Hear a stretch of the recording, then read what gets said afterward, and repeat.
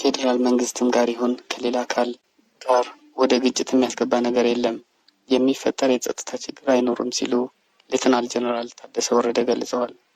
ከቅርብ ቀናት ወዲህ በትግራይ ክልል የተፈጠረው ጉዳይ ጋር በተያያዘ ጦርነት ሊነሳ ነው፣ የፌዴራል መንግስቱ ጣልቃ ሊገባ ነው የሚሉ ወሬዎች የተሰሙ ቢሆንም ከፌዴራል መንግስትም ጋር ይሁንም ከሌላ አካል ጋር ወደ ግጭት የሚያስገባ ነገር የለም ሲሉ ሌተናል ጀነራል ታደሰ ወረደ አስታወቁ።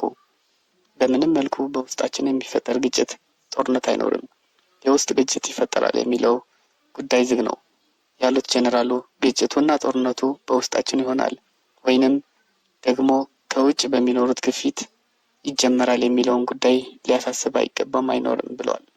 በተጨማሪም ባለፉት ቀናት በክልሉ የተካሄዱት ሁነቶች በምንም መልኩ ወታደራዊ ድርጊት ጋር የሚያያዝ አይደል ሲሉ ገልጸዋል።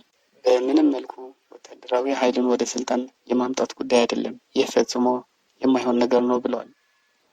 በህወሓት አመራሮች መካከል የተፈጠረውን ችግር ለመፍታት የሃይማኖት አባቶቻችን ጨምሮ በተለያዩ አካላት የተለያዩ ጥረቶች ቢደረጉም ሊሳካ አልቻለም ብለዋል።